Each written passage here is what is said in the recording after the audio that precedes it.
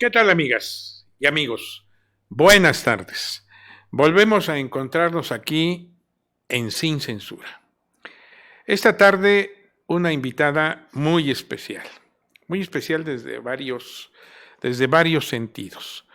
Primero, por la amistad y el afecto que nos brindamos recíprocamente con un gran respeto, porque además ella es una mujer de una gran formación académica, intelectual, investigadora, con una emoción social permanente que ha ido desarrollando a lo largo de su carrera, no solo de su carrera profesional, sino también desde su formación académica.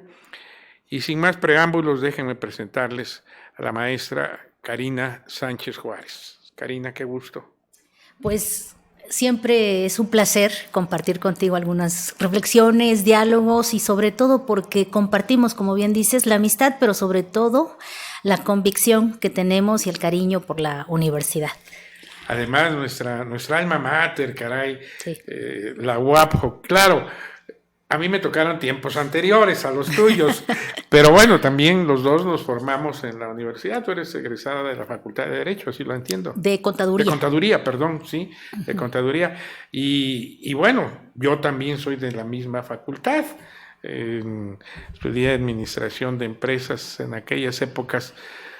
Bueno, todas han sido épocas gloriosas de la universidad, las hemos podido convivir, pero después de ello vino todo un proceso de formación de Karina Sánchez Juárez, es decir, no se quedó en la licenciatura exclusivamente, sino de ahí te fuiste a hacer una maestría.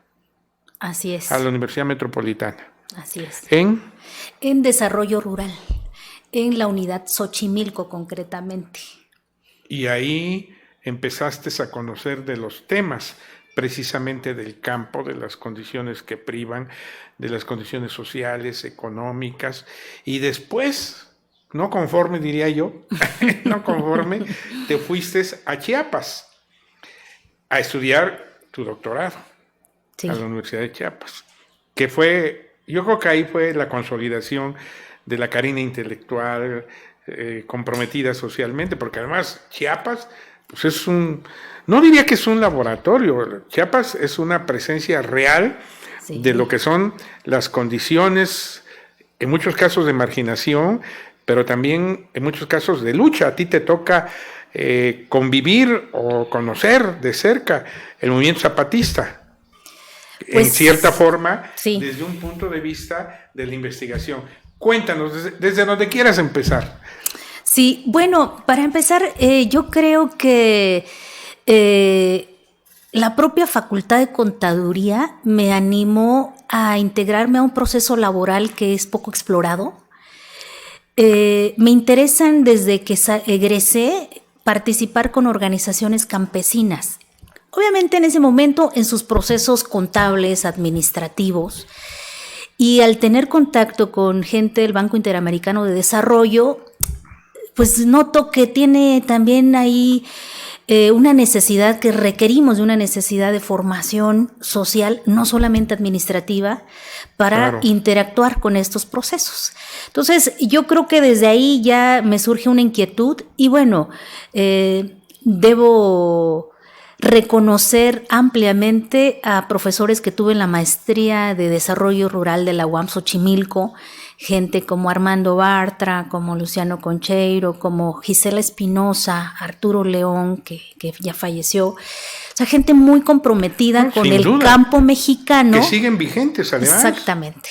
Y que además, no solamente con formar jóvenes, sino además que tengan ese compromiso social en el campo mexicano.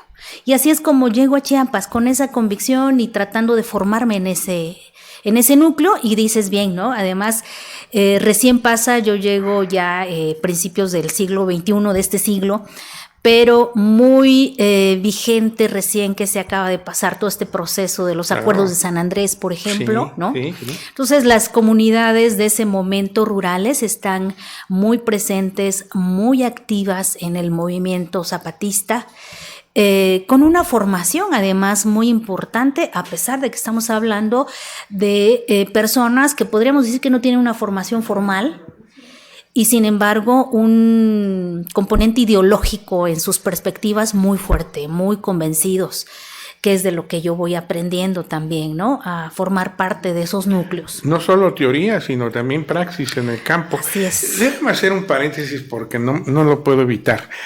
Tu opinión del movimiento zapatista. Perdón, yo sé que venimos a hablar de tus libros hoy, pero contigo hay que tocar todos los temas. Pues, ¿Cómo lo percibiste? Todo este tema, tú lo viviste, estás en Chiapas. Sí. Como tú bien lo apuntas, recién terminado el conflicto, si es que podemos llamarle conflicto, yo diría una reivindicación. Sí. Es decir, tu opinión, tu conceptualización del movimiento zapatista. Bueno, puede ser un poco atrevido, pero por lo menos la cercanía que yo tuve, el acercamiento que yo tuve ahí fue en varios sentidos. Uno, decirte que en mi opinión fue un movimiento que se gestó eminentemente por intelectuales de la teología de la liberación, más allá del subcomandante Marcos. Okay. Que eso yo creo que también es muy importante decirlo. Había ya núcleos de intelectuales campesinos formados precisamente por esta corriente de la teología de la liberación. Muchos de ellos, la mayoría de ellos, diáconos que se formaron en estos núcleos eclesiales de base, que le llamaban, y muchos de estos también líderes comunitarios. Estamos hablando también de que en Chiapas se forma una reforma agraria muy reciente, o sea, decía Guillermo Almeida, que por cierto también fue mi maestro, de hace 5 minutos históricos, en el sentido de que en los 80s, en el lugar donde yo estuve, en la región de Simojovel de Allende, estaban todavía reivindicando la tierra, siendo campesinos que estaban defendiendo una lucha agraria que no había sido reconocida. Hubo tomas hasta cierto punto violentas, ¿no? Y que estamos hablando de que apenas en ese momento se estaban formando estas comunidades. Entonces, claro que el movimiento zapatista es resultado o fue resultado de todos estos procesos agrarios, campesinos, y muy alentados por esta corriente de la teología de la liberación, no solamente por una intención de ser violentos, sino sobre todo de esto que tú bien atinas diciendo, ¿no? Una reivindicación de estos campesinos que habían sido acasillados durante generaciones, digo, y para esto... explotados. John Kenneth te habla del México bárbaro y nos describe claramente todos estos procesos que hasta los 80s empiezan a emerger y a reivindicarse, ¿no? Como una población importante en el Estado mexicano. Porque además también hay que decirlo, nunca han renunciado del todo al Estado mexicano. Y por el otro lado también decirte que ha sido un movimiento que sí creo que posicionó temas muy importantes. Hoy no estaríamos hablando de la educación intercultural, por ejemplo. Claro. Y después del 2003, cuando se pone sobre la mesa en los acuerdos de San Andrés la educación intercultural, hoy tenemos universidades interculturales en México. Y antes de ellos no se hablaba de eso. De otra suerte también hacer el reconocimiento, se hizo el reconocimiento de poblaciones étnicas, una gama, una diversidad de población étnica dentro del país, y que incluso se empieza a discutir la posibilidad de la existencia de un Estado plurinacional dentro de México, precisamente por todas estas visiones que convergen en un país como el nuestro. Entonces yo creo que ha tenido impactos importantes que no solo ha sido de un personaje, sino claro, de diferentes núcleos, muchos de ellos campesinos, con una convicción muy importante, de quienes además me enorgullece haber tenido ese acercamiento, porque aprendí muchísimo de estos líderes comunitarios de esta región y que se han mantenido en lucha durante muchos años, ¿no? Y la verdad es que sí, es cierto que toda esta influencia que surge a partir del movimiento pues, se sigue reflejando en procesos incluso de carácter político, nacional, sí, de reformas jurídicas, de reconocimiento de valores, de reconocimiento de posicionamientos. Qué bueno, digo, y qué bien que tuviste esa experiencia. Yo creo que eso acabó de conformar todo ese espíritu que tú tienes muy, muy cercano a los temas sociales. Y en ese mismo contexto está otra vocación tuya, no solo de la emoción social, sino otra vocación que es la de escribir. Tú te has convertido en una investigadora de primer mundo, perdón que así lo diga, de primer nivel, de los temas sociales, de los temas que tienen que ver con el campo, de los temas que tienen que ver con las sociedades. Cuéntanos un poco cómo surge y cómo vas instrumentando hasta que llegamos a toda esta gama de publicaciones, de libros tuyos, pero primero, ¿cómo surge? ¿Cómo viene todo esto en Karina? Pues fíjate, viene aparejado con el proceso de formación de la maestría, pero también ahí conocí a un autor que seguramente tú recuerdas, Luis González y González. Sí, claro. Él habla de algo que se llama, en términos metodológicos, microhistoria. Entonces él dice, tenemos la historia contada de alguna manera de los vencedores en nuestro país. Pero ¿qué pasa con estas historias que no son contadas desde los propios actores sociales, de estas pequeñas historias que además no es que vayan a contarte el gran hecho social, sino te cuentan lo que ellos vivieron, lo que para ellos como actores sociales en esa transformación les resultó ampliamente significativo? Lo que yo llamo, porque tengo ese concepto, me gusta usarlo, de esto que tú estás comentando, yo lo llamo la historia detrás de la historia. Exacto. Sí. Siempre en todos los hechos políticos, sociales, económicos y más en estos que tú estás comentando, hay una historia atrás de la historia. Perdón. Sí, adelante. Sí. Y Luis González y González dice, bueno, pues posiblemente esa historia no es esto que decimos, no es el gran hecho, ni le significa a nadie, pero a ellos, a estos actores sociales, claro, sí les significó. Y a partir de ahí empiezo a escribir con un proyecto que en aquella época con la CDI, con la Comisión de Derechos Indígenas, que buscaba recuperar una buena parte de estas historias de algunas localidades que nos han hecho, y en Simojovel empezamos a contar esas historias. Ahora, no solamente fue una iniciativa mía, ahí también yo creo que es algo bien importante decirlo, fue una petición que me hicieron en la organización con la que yo colaboraba. Ahí tenía yo dos vertientes de colaboración. Por un lado, estaba desarrollando mi investigación de maestría y por el otro lado me pidieron que les empezara a apoyar con la elaboración de proyectos de desarrollo, porque antes de dedicarme a todo esto académico, yo lo que hacía es elaborar proyectos de desarrollo para organizaciones campesinas. Entonces me pidieron que les hiciera este proyecto. Después, cuando se enteran que yo voy avanzando con los procesos de investigación, me piden que yo cuente la historia de ellos. Hola. Y con ellos vamos a presentarle el proyecto a la CDI. Y les dije, no es que yo lo quiera hacer, me están pidiendo que yo lo haga. Entonces yo les digo a ellos que vayamos y que ellos les digan a CDI que quieren que su historia sea contada por mí. Y eso fue lo que hice y salieron los primeros libros. ¿Cuál fue ese? Uno de ellos fue el de Microhistorias de Simojovel y El Bosque. Aquí está. Microhistorias de Simojovel y El Bosque. Extraordinaria portada, ¿eh? Que además, fíjate, esa portada es gracias a un amigo que en aquella época estaba dirigiendo Banchiapas. Él también financiaba esta organización, Comunidades Indígenas de la región de Simojovel de Allende, y lo que hace es, me propone que se haga toda una sesión de fotos de la organización y se contrata a alguien especializado en fotografía de investigación rural. Oye, qué bella portada. Sí, es que impactante. La portada es impactante. Compañero Alfredo se especializó en fotografía de investigación rural. Y entonces tiene unas tomas maravillosas, tiene unas fotografías muy bonitas. Claro. Sí, sí. Profesionales. Oye, ¿dónde se consigue? Ya no está en circulación, pero está en digital. Está en digital. Está en digital, lo pueden conseguir en digital. En línea está, fue un proyecto financiado por la CDI. Microhistorias de Simojovel, así lo buscan. Sí. Perfecto. Y se editó con una editorial local de San Cristóbal de las Casas.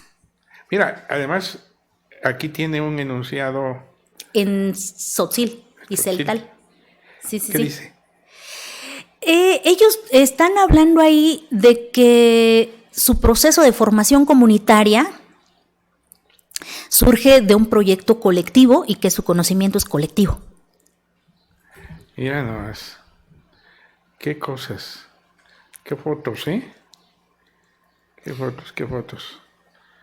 No, perdón. Y ese libro básicamente recupera la voz de los actores. Cuando ustedes exacto. lo pueden leer y van a encontrar lo que ellos me dijeron, lo que ellos, cómo relatan la historia. Con ellos, casi. Pues yo viví en Simojovel. ¿Sí? Yo viví en Simojovel y luego me abrieron sus puertas y sus sentires, que es lo más valioso para mí.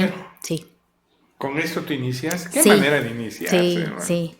Ese libro además lo presenta, me parece que los dos los presenta Armando Bartra, hace un comentario de ambos libros, de este y el de la recuperación histórica de comunidades indígenas de Simojovel de Allende. No, extraordinario. ¿Y luego qué sigue? El de la recuperación histórica. La recuperación histórica como herramienta para el desarrollo local indígena en Simojovel, Chiapas. La experiencia de Cirsa. Así es. Ese libro lo comenta Armando Bartra en San Cristóbal de las Casas. Wow. Esta fue tu segunda obra. Sí. Igual a petición de ellos, porque también como organización querían que los consumidores, sobre todo de Estados Unidos, conocieran su dinámica organizativa y que no atendía a una cuestión exclusivamente de mercado, de posicionar el café en el mercado especializado de comercio justo y agricultura orgánica, sino sobre todo atendía a todo un proceso de reivindicación de estos núcleos de campesinos.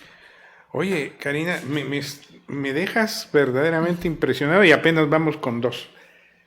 ¿Qué sigue? ¿Intelectuales indígenas o los pequeños cafeticultores de Chiapas? Los pequeños cafeticultores de Chiapas. ¿Cuál es su contexto? Ya fue un proceso muy amplio de investigación porque es el resultado de mi proceso de investigación de doctorado.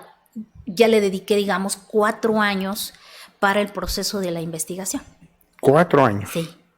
Plasmados. Así es. Aquí. Sí, y ya habla no solo de Simojovel, sino te habla de los Altos de Chiapas, de la Concordia, de la Reserva del Triunfo en Chiapas. Ya habla de más procesos organizativos de cafeticultores en el estado, ya no solo en una región en particular, ¿no? Muy bien. Lo edita Colección Tesis. Del CESMECA, donde estudié el doctorado.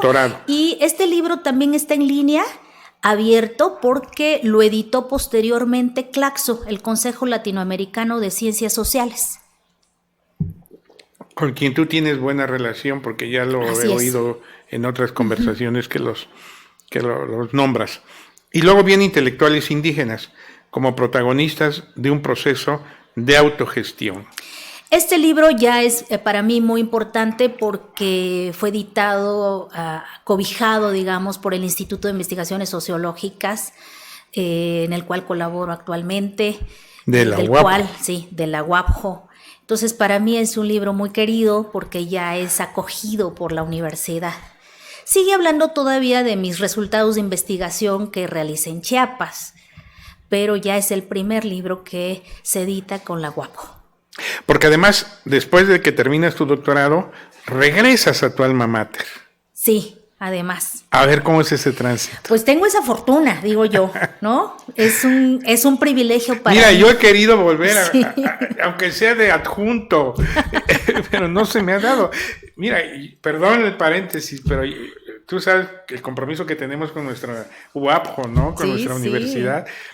Y lo más que llegué a hacer fue maestro adjunto cuando estaba yo ya en la carrera, en prepa, porque yo terminé mi carrera, me recibí, me fui inmediatamente y me desvinculé en muchos sentidos de Oaxaca y nunca tuve la oportunidad de regresar a mi universidad. Y el otro día que platicaba, aquí estaba sentado el señor rector, y lo digo porque además no es una cosa que no me pueda decir, y le dije, oiga, pues un día invíteme, aunque sea a dar una conferencia a la UAPJO, porque Para mí la UAPJO es algo maravilloso, es la parte más importante de mi vida. Tú sabes que yo tuve la oportunidad de encabezar el movimiento que le dio la autonomía a la universidad, que en el contexto de la época no fue poca cosa. Veníamos del 68, veníamos de la represión del 70, veníamos de un régimen autoritario 100%, de la época del partido casi único, cuando eran otras condiciones. Claro. Entonces, pero bueno, ese es otro tema. Llegas a la UAPJO entonces.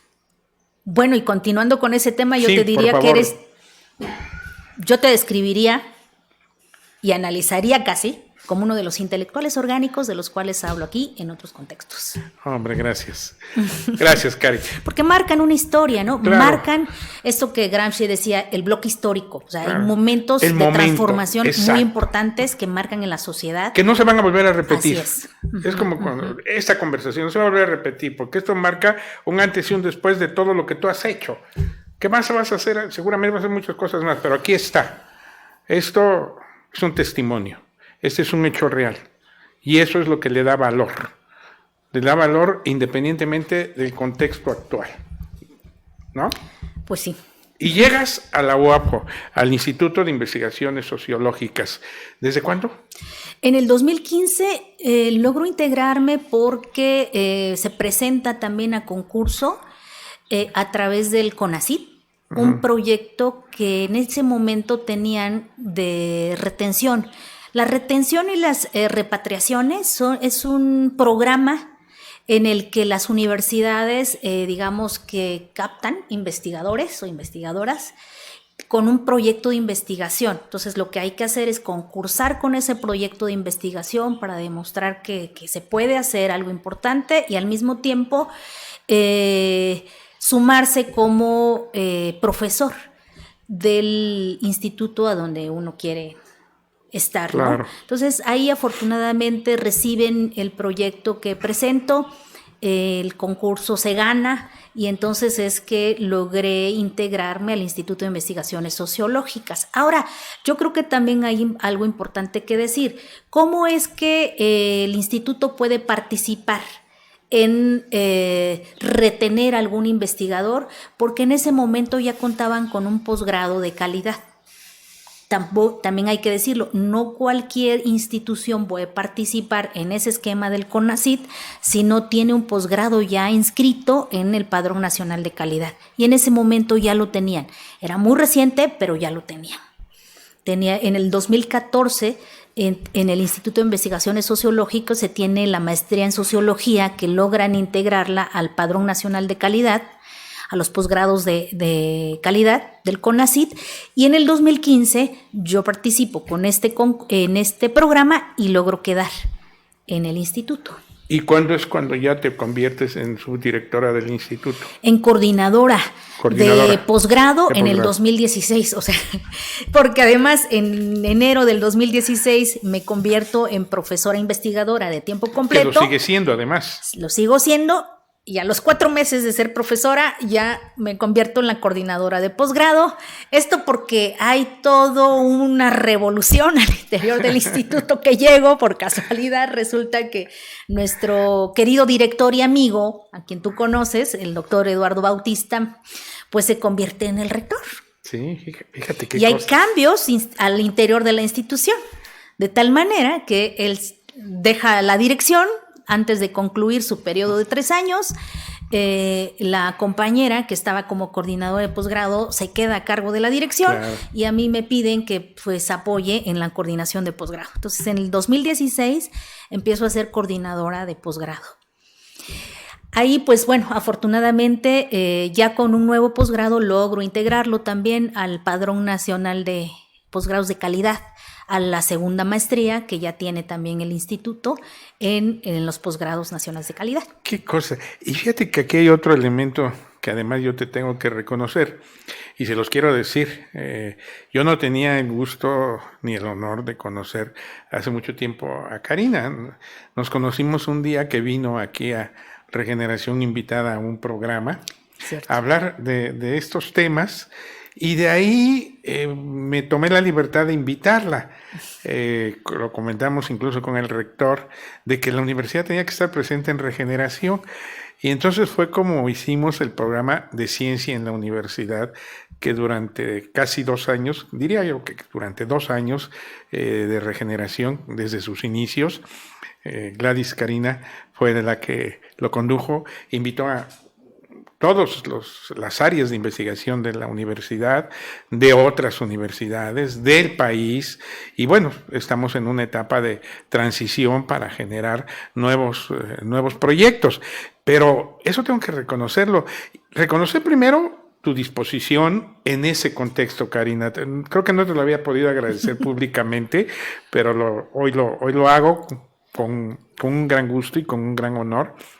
Y segundo, también reconocer cómo ha evolucionado nuestra universidad en ese contexto, porque muchas veces, y sobre todo en estas etapas de la vida, no solo de las instituciones, sino de la vida económica, de la vida política, de la vida social, generalmente el inmediatismo en que se vive genera que lo que resalte más en estos tiempos de redes sociales, sea a veces lo negativo, entre comillas, o lo que puede ser criticable. Y lo positivo es a veces más complejo que trascienda. Y hay muchas cosas de la universidad, de la UAPJO, en el contexto de investigación, en el contexto de formación, en el contexto de proyectos académicos, que tienen un gran valor. Y que ahí están, y que eso ha hecho que nuestra universidad se posicione en el contexto nacional y hasta internacional. Así es, ¿no? Sí, bueno, decirte que para mí fue un halago desde el momento en que me invitaste a Regeneración.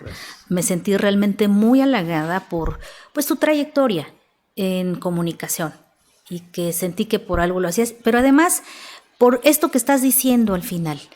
Creo que algo que nos unió fue el objetivo precisamente de difundir lo positivo que se hace dentro de la universidad y que, como siempre te lo había dicho, o sea, sentí y sigo percibiendo de esa manera esa legitimidad con la cual tú intentas constantemente, permanentemente demostrar a la sociedad y a través de los medios que tú diriges esta parte positiva que se hace dentro de la universidad. Y eso fue lo que a mí me atrapó, ¿no? También poder decir la universidad no solamente son conflictos, claro, no solamente son, ¿no?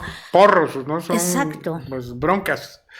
Sí. La grilla. Y en diferentes áreas, no claro, solamente en la sociológica. No, a eso voy, porque tú viniendo de ser la coordinadora de posgrado en el Instituto de Investigación Sociológica, pero aquí desfiló toda una gama de personalidades de otros espacios de la UAPJO y además con una solvencia intelectual increíble se manifestaron.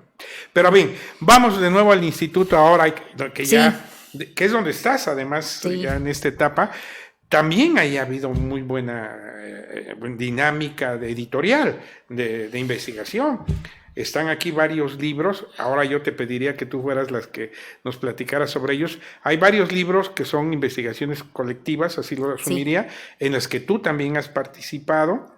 Y hay uno de reciente edición que todavía incluso está por salir. Aparte de que también diriges la revista.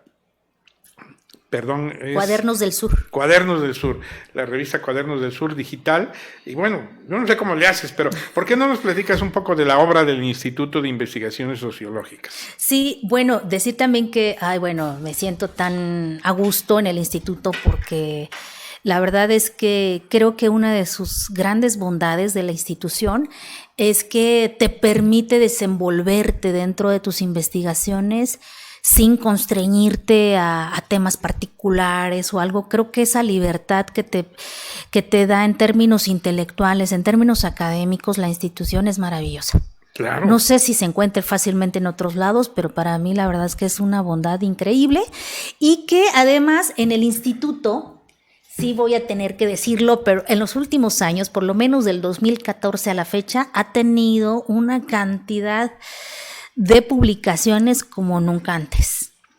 Entonces ahí pues he tenido la fortuna de participar en diferentes publicaciones y te hablaré primero de que salió en el 2006, Oaxaca 2006-2016, Antagonismo, Subjetividades y Esperanza. ¿Por qué de Porque aquí ya empiezo a participar, mostrar, sí, por claro, favor? aquí ya empiezo a participar con el Cuerpo Académico de Estudios Políticos, que es en el cual también yo participo. En este cuerpo académico está el doctor Manuel Garza Cepeda como líder, está el propio rector, el doctor Eduardo Bautista, y este libro se hace por la conmemoración del movimiento del 2006 en Oaxaca y se hace en colaboración con investigadores de Puebla, de la UAP. Entonces, aquí en este primer momento lo que hacemos es hacer un análisis desde nuestras diferentes vertientes de investigación de lo que ha pasado en Oaxaca después del 2006. En mi caso, pues particular, aquí hablo sobre el movimiento campesino y qué es lo que ha pasado a raíz del 2006. Cómo se da esa relación del campesinado, muy concretamente de los cafeticultores organizados, con el Estado oaxaqueño. Bien. Entonces, así puedes encontrar diferentes colaboraciones, claro, de colegas, ¿no? Claro. Del propio rector, por supuesto. Eduardo Bautista, Manuel Garza Cepeda, Fernando Matamoros Ponce, Alfonso Galileo García Vela, fueron los coordinadores y seguramente también participaron con sus opiniones, ¿no? Sí, también tienen colaboraciones también de capítulos en particular. De capítulos completos.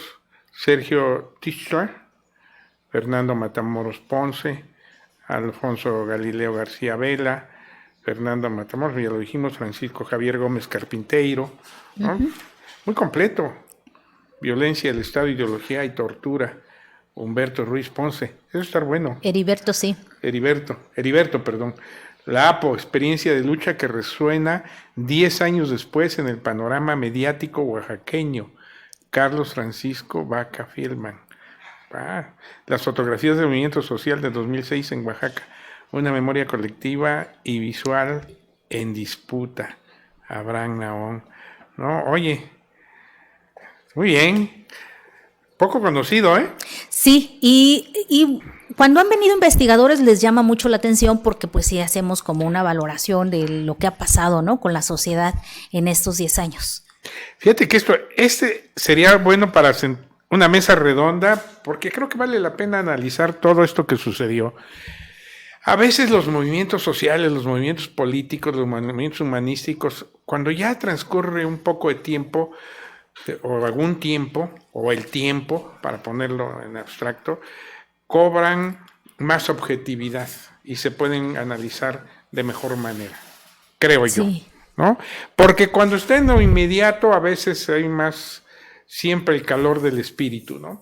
De quienes participan incluso, ¿no? Pero creo que la investigación siempre es válida. Además, alcanzas a tener una valoración de las transformaciones que se realizan, claro, o las que no. Consecuencia de. Así es. O motivadas por. ¿Cuál otro? De políticas y estrategias de resistencia, que también coordina Manuel Garza Cepeda y el doctor Eduardo Bautista. En él, pues básicamente ya empiezan a mostrarse, exponerse diferentes formas de investigación que tenemos. Yo ahí participo con algo ya sobre políticas sociales y estrategias campesinas, tratando de visualizar. Continúo trabajando con el sector cafetalero de Oaxaca. Sí, aquí están las políticas sociales y las estrategias económicas campesinas en Oaxaca. Muy bien, sí. Ese es tuyo, es tu colaboración, sí. Contra la exclusión, el Consejo Afroamericano, Encrucijada de Identidades y Oportunidades Políticas, Heriberto Ruiz Ponce, Selma Jazmín Vázquez Bracamontes. ¿Se ve? ¿Está? Muy bien. ¿Qué sigue? Política y alternativas frente a la crisis capitalista. También es coordinado por los dos colegas y ahí expongo un capítulo sobre geopolítica. Hago un análisis geopolítico de los procesos de desarrollo y luego cómo se visibilizan en concreto en el estado de Oaxaca, porque en aquella época estaba en boga la discusión acerca de las zonas económicas especiales. Hice trabajo de campo en diferentes lugares, en el Istmo, por supuesto, porque estaba una de las zonas económicas especiales, en Yucatán también hice trabajo de campo, como para poder tener y en Chiapas. Oye, pero esto, a ver, de la Karina que está en los temas específicos, se va a los temas de la globalidad. Digo, extraordinario, ¿no? Porque no, las realidades son diferentes, pero al final de cuentas también hay un impacto que permea globalmente, hay influencias globales. Y esto, política y alternativas frente a la crisis capitalista. Nada más. Sí, bueno, es que la verdad, mira, como todo lo que tiene que ver con el café, de entrada es un producto de exportación por excelencia. Claro. Estás hablando de mercado internacional. Inevitablemente me ha llevado a tratar de entender el funcionamiento del Estado mexicano, sus transformaciones a lo largo del tiempo y la globalización, exactamente. Y bueno, me he centrado muy concretamente a hablar de la globalización en términos más bien económicos. Y bueno, no porque yo quiera, también digo eso, sino porque la globalización ha sido eminentemente económica. Claro. Entonces, y eso pues te da pauta para poder hablar de los procesos de desarrollo y cómo pareciera ser que estos tejidos globales del desarrollo en términos internacionales pudiera parecer que no se reflejan en lo local y no, se ven en las comunidades más apartadas que tú pudieras imaginar. Cómo los estados nacionales han ido perdiendo identidades, perdiendo espacios frente a esa globalización. Y yo creo que ese es otro gran debate. ¿Qué ha pasado? ¿Hacia dónde? ¿Qué ventajas o desventajas ha dejado la globalización? Ya no hablemos del neoliberalismo. Sí, porque además ahí pues, pero fíjate que algo interesante en términos, desde la visión de geopolítica, el análisis te da para también entender que muchos estados nacionales, independientemente de los personajes que los dirijan en particular, de alguna persona en particular, atienden sobre todo a la dinámica que se está dando en términos internacionales. Digamos, la mayoría de los Alemania, Estados Unidos, México, no está respondiendo exclusivamente a sus presidentes, sino a una dinámica de corte global, muchas veces, además, muy concretamente en términos regionales. ¿Qué pasa con América Latina en este momento? Y a partir de eso, pues podés entender lo que pasa en México en particular. Claro. Pero bueno, para eso te da la geopolítica. Y este es un tema que sí me atrae bastante. Pero bueno, en otro momento podríamos hablar. Recientemente está este libro de Contra la Invisibilización, Organización Sociopolítica y Formas Multiculturales de Expresión Pública, porque aquí ya estamos hablando seguimos discutiendo, como nuestro cuerpo académico es sobre estudios políticos, nos abrimos a poder discutir de qué hablamos cuando hablamos de expresiones políticas o de participación política, que no estamos acotados a hablar exclusivamente de procesos electorales, sino sobre todo de la participación ciudadana en diferentes momentos a través de movimientos sociales, a través de organizaciones campesinas o a través del voto también propiamente, ¿no? Claro. Contra la invisibilización, organización social. Esto es fundamental, además, la participación social es fundamental en todos los procesos políticos, económicos, sociales. Es decir, en este momento de la pandemia, la participación social tiene una relevancia predominante. Es decir, la sociedad es la que va a sacar adelante el tema. A ver, lo están tomando los compañeros. Muy bien. Bien, el diseño también son... ¿Quién hace las portadas? Bueno, aquí esta portada, además este libro ya es con una editorial un poco más internacional. Este es con Gedisa. Ajá. Que pues digamos en la investigación está muy reconocida no lo dudo. Internacionalmente, ¿no? No lo dudo. Muy bien. Oye, también el rector es coordinador. Lo coordino precisamente con dos colegas, con Heriberto Ruiz y con son tres coordinadores. Heriberto Ruiz Ponce, tres coordinadores. Gladys Karina Sánchez Juárez, Eduardo Bautista Martínez. Así es. Oye, Heriberto Ruiz Ponce está aquí en Oaxaca. Sí, es de nuestro cuerpo de académico. tus compañeros, Sí, sí, ¿verdad? Sí, sí. es colega. Sí. Y Gladys Karina, muy bien. ¿Ese sigue? Y bueno, aún no se ha presentado. Ah, no, es la primicia. Es primicia, extraordinario. No se ha presentado. Bueno, teníamos que presumir hoy, aparte de todo esto, Sí. obviamente. Pero digo, hablo de primicias. Es de este año, pues, o sea, está recién saliendo de la imprenta. Mira. Estrategias locales en el marco de la globalización económica. Órale. Ahora, ese libro es también muy importante y para también nosotros. lo coordinas tú. Sí, ese lo con coordino Ana yo. Margarita Alvarado Juárez. Así es. Son las dos coordinadoras. Sí. Oye, mira qué portada. Extraordinaria. A ver, por favor. No me digan que no reconocen esta mágica, eterna, señorial ciudad hermosa, nuestra, única. Bueno, perdón, yo soy un oaxaco nacido y criado, avecindado en este solar. Aquí voy a morir, aquí voy a enterrar, man. Mira nomás, qué belleza de fotografía. Es un atardecer. Wow, ¿quién la tomó, Cari?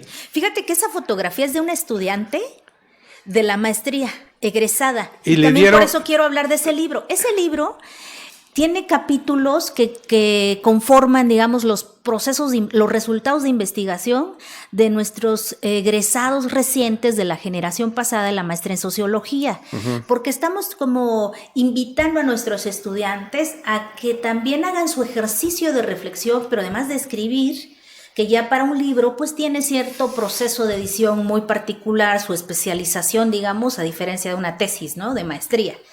Entonces ahí pues los acompañamos en sus resultados de investigación para que se expongan adecuadamente como tiene que estructurarse un capítulo del libro.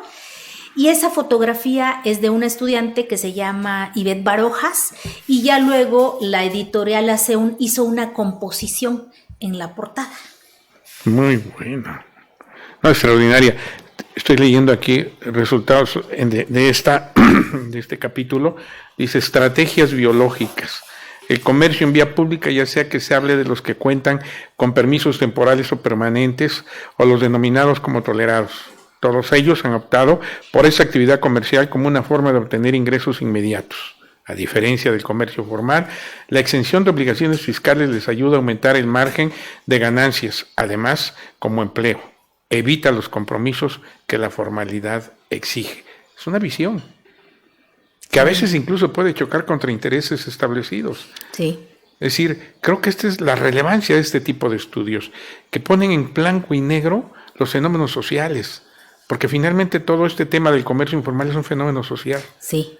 Y que tiene repercusiones, y que ha sido indebidamente, creo yo, combatido. Y de manera muy, ¿cómo lo digo para no sonar mal? De manera muy torpe, atendido. Es correcto. Porque un gobernante tiene la obligación de buscar la interacción y los consensos sociales. Y creo que en particular en el tema del comercio informal en nuestro Oaxaca, como de varios otros temas, no ha habido ni la voluntad política ni la capacidad para atenderlos adecuadamente. Perdón, ahí la dejo. No estábamos en eso. Precioso libro, pero excelente. Bueno, sí. Pero fíjate, además también ahí hay un capítulo del libro que tengo en coautoría con una estudiante de licenciatura. También ya la empiezo a integrar a estos procesos y hablamos de un tema también importante, la vejez, que además es poco abordado. Claro. En sus diferentes aristas, ¿no? Como quiera, y su importancia también en términos de la vejez puede tener cualquier carácter de atención, pero sí observamos como una parte en donde la sociedad ha dejado de ver el conocimiento y la aportación de estas personas que ya atravesaron por pues una buena parte de su vida altamente productiva, ¿no? Entonces, y ahí habla de este sector social, a lo mejor acotado a sectores rurales, pero que creo que también vale mucho la pena. No, y que creo que es un tema también que debería estar en el debate. El otro día alguien comentaba precisamente descalificando a las personas de cierta edad en su participación en algunas actividades. Y yo le refutaba de que finalmente el tiempo es una abstracción. Es decir, finalmente tiene que ver mucho con tu formación, con tu emoción, con tu identidad, con muchos otros factores. Claro. Es decir, el tiempo es atemporal. ¿Qué sigue? Y bueno, también quiero comentarte sobre otras colaboraciones, ¿Sí? Que son editadas, digamos que es formado parte de estas colaboraciones con la Asociación Mexicana de Estudios Rurales, AMER. Okay. Para nosotros es bien importante porque cada 2 años se procura tener una publicación de las colaboraciones que tenemos en los congresos nacionales. Uh-huh. Y para nosotros esta asociación, para quienes somos ruralistas, esta asociación es muy importante porque te puedes encontrar con investigaciones del campo mexicano en todo el país, de norte a sur. Claro. Entonces, por eso lo traje como para que pues recuerden. Aquí también hay una colaboración tuya. Sí, por supuesto, sí. Muy bien, ahí está. Y finalmente bueno, sí es de cafeticultores de Oaxaca. Ya también es un resultado de investigación, pero ya en nuestro maravilloso estado, con cafeticultores de Oaxaca. Con obviamente una organización muy particular. La foto también es de oaxaqueños. Sí, claro, de la costa. De la costa. Sí. ¿Qué cosas?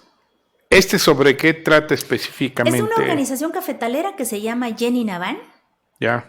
Y cuenta también, pues, cosas muy similares a lo que te decía. Este es libro tuyo. Sí, de autoría individual, sí. De autoría individual. Sí. ¿Y ya está en circulación? Sí, porque ese salió en el 2017, aunque se presentó en el 2018.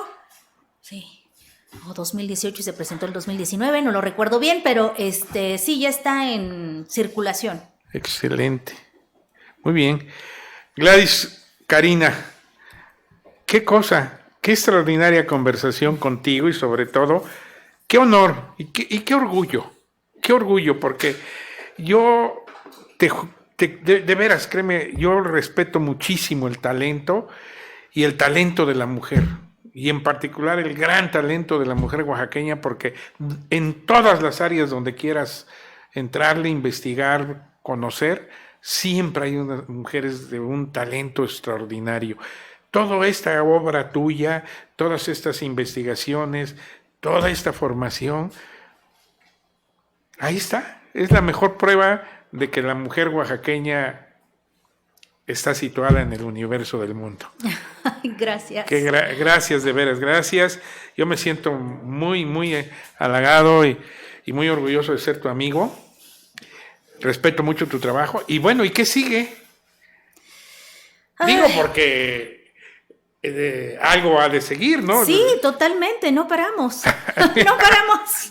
Porque pues esto, mira, algo que yo creo que de pronto sí, debo confesar que me invade la duda de si esto que hacemos está abonando al objetivo que hemos tenido, de seguir formando juventudes que tengan la intención de transformar realidades, más allá de ser críticos, que luego le digo a mis estudiantes, dejen de ser criticones, está bien, pero no solo. Hay que ser propositivos, que es lo más importante para mí, ser propositivos, autocríticos también, para saber no dejar de pensarse en qué estamos haciendo bien, pero qué nos está fallando, y de esa manera seguir contribuyendo con la sociedad en general, que es en donde nos desenvolvemos, ¿no? Más allá de lo que pudiera ser académico o no. Entonces, ese es, a veces me invade la duda si esto, pues, sigue el objetivo de contribuir a esa formación de jóvenes, a esas transformaciones a través de estos jóvenes, de estas nuevas generaciones. Y que sigue, pues está por salir también un libro ya acotado al comercio justo y economía solidaria, que además siempre también le había apostado a la economía solidaria a través del comercio justo. Yo creo que en este momento de pandemia es fundamental que estemos hablando de la economía social y solidaria y de qué manera estas pequeñas estrategias, pequeños comercios, pequeños cafeticultores, no porque sean decir pequeños no porque sus estrategias son mínimas, sino porque ese comercio local es lo que yo creo que en este momento debe ser de mayor relevancia en momentos de la pandemia, porque claramente las movilidades globales tienen que detenerse y tenemos que mirar hacia este consumo local, hacia reactivar la economía local con lo que nosotros hacemos, con lo que se hace en este maravilloso estado, artesanía, alimentos de extraordinaria calidad, saludables,